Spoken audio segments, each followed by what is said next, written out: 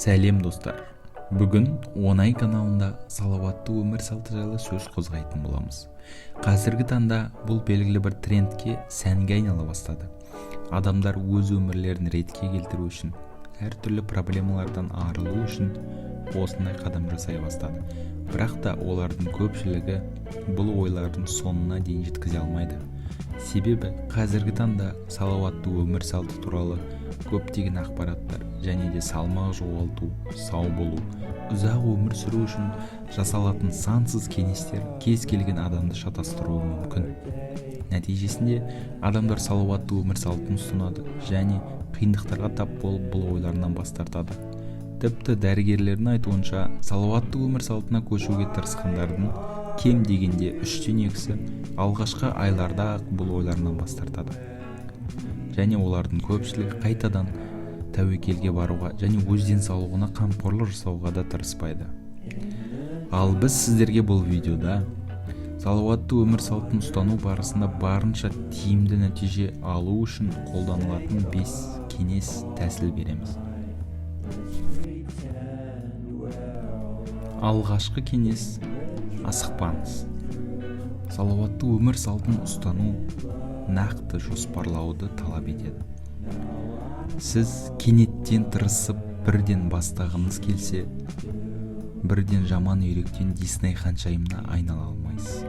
Егер сіз ұннан, тәттіден, алкогольден және темекіден бас тартуға тырыссаңыз, және таңертең жүгіріп, кешке бассейнге барсаңыз, бірнеше күннен кейін ақ сіз салауатты өмір салтына бір түкіріп, қосымша килограмдарыңызбен татуласасыз. Мүмкін ұзақ уақытқа, ал мүмкін мәңгі. Дәрігерлер біртіндеп бұл бағытта қозғалуды ұсынады. Мысалы, кішкене жүгіруден бастаңыз. Немесе денеңізді аптасына 2 рет жеңіл жаттығуға үйретіңіз. Содан кейін аптасына 3 рет залға баруды бастаңыз. Ал одан кейін біртіндеп жүктемелерге диеталық өзгерістерді де қоссаңыз болады. Барлық сүйікті зиянды тағамдарыңыздан бірден бас тартпаңыз. Баяу, бірақ сенімді әрекет етіңіз. Салауатты өмір салты жағдайында асығуға жол жоқ. Жақсы нәтижеге қол жеткізу үшін бірден өмірдегі өзгерістер, күрт тағамдағы өзгерістер, диетадағы өзгерістер жақсылыққа алып бармайды. Екінші кеңес: физикалық белсенділікті таңдаңыз. Жаңадан салауатты өмір салтын ұстанушылар жүгіретін, жүзетін, залға барып жаттығу жасайтын, өздері үшін арнайы тағамдар дайындайтын, күрделі коктейльдер мен түсініксіз витаминдік кешендерді ішетін тәжірибелі адамдарға қызғанышпен қарайды. Шын мәнінде дұрыс бағытта қозғалу үшін сіз қандай физикалық белсенділікпен айналысқаныңыз соншалықты маңызды емес. Мысалы, бұны бастау үшін лифтпен жүруді тоқтатсаңыз болады. Мысалға, сіз 4-ші қабатта тұрсаңыз, онда күн сайын көтеріліп төмен қарай жүрсеңіз, сіз лифтпен жүрген уақытпен салыстырғанда бірден көп қуат жұмсай бастайсыз. Тағы бір қарапайым кеңес: бір жерге барар болсаңыз, қажет болғаннан ертерек аялдамада түсіп, қалған жолды жаяу жүру.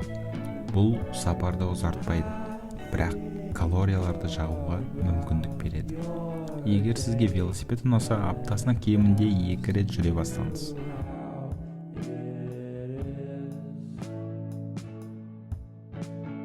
Үшінші кеңес: жақсы ұйқы.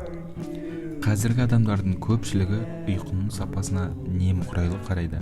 Мысалға, ертең ерте тұру көптеген адамдар үшін өмір нормасы болса да, сүйікті сериалыңыздың тағы бір сериясын көру бізге қызығырақ болып келеді. Бірақ ұйқы бұл демалу және ертеңгі күнге қуат. Егер сізде дұрыс ұйқы болмаса, энергия ағынын уәде ететін қымбат дәрумендер мен тағамды қоспаларды сатып алудың мәні неде?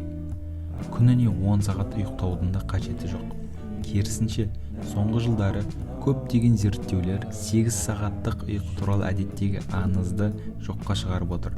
Көптеген адамдар үшін 6 немесе 7 сағат жеткілікті болып келеді. Бірақ бұл белгілі бір график бойынша тыныш ұйқы болуы керек. күнделікті өміріңізді бір уақытта жатып, бір уақытта тұру үшін ұйымдастыруға тырысыңыз. Сонымен қатар ыңғайлы төсекте ұйықтауға және жатын бөлмесінде таза ауа ағынын қамтамасыз етуге тырысыңыз. Кейбір диетологтар дұрыс ұйқы тамақтану мен физикалық белсенділіктен гөрі пішініміз бен салмақты сақтау үшін маңызды деп санайды. 4-ші кеңес – стресспен күресу. Ұйқы туралы айтудың тікелей жалғасы стресс. Стресс және онымен бірге жүретін кортизол гормоны салауатты өмір салтының басты жаулары болып табылады. Диетологтарда тіпті кортизол іш немесе кортизолин живот деген термин бар.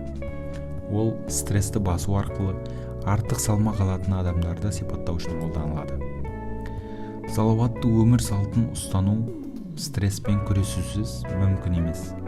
Егер сіз жиі стресске ұшырап, мазасыздансаңыз немесе депрессияға түссеңіз, шешуші қадамдар жасауыңыз керек. Стресстің себебі неде екенін түсінуге тырысыңыз, оның факторларын басқаруды үйреніңіз. Егер сіздің жұмысыңыз сізге стресс алып келетін болса, оны өзгерту қажет болуы мүмкін.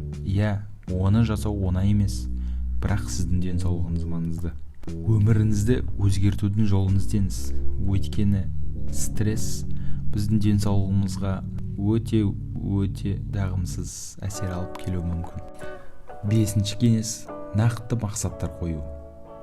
Жай ғана жүгіруді бастау немесе жай ғана аз тамақтануды бастау туралы шешім қабылдаған адамдар әдетте ештеңеге қол жеткізе алмайды.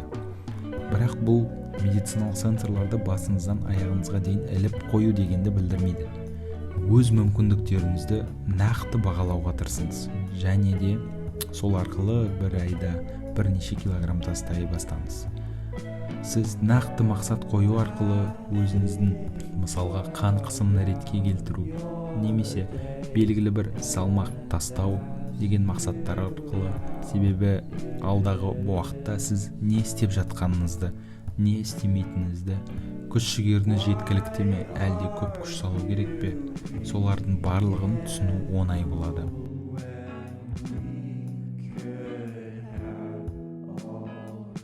Оңай каналмен бірге болғандарыңыз үшін рахмет. Біздің каналымызға тіркеліп, лайк басуды ұмытпаңыз. Келесі кездескенше достар.